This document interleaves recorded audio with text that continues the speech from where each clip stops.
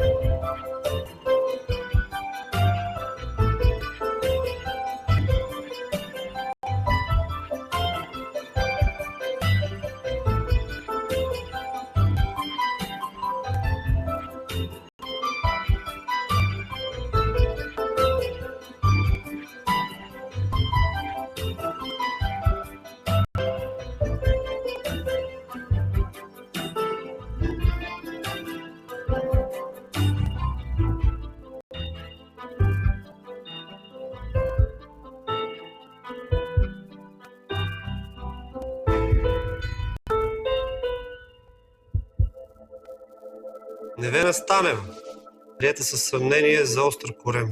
Има фибрилитет до 37,5 и повръщане. Същите симптоми имал и преди 2 седмици. Останали неизяснени. И как да не повръща? Това е от линейките, това е такова друсане. Те, между другото, стават само за разбиване на камъни в бъбреците. Извинявайте, обаче, и тази носилка е като за умрели.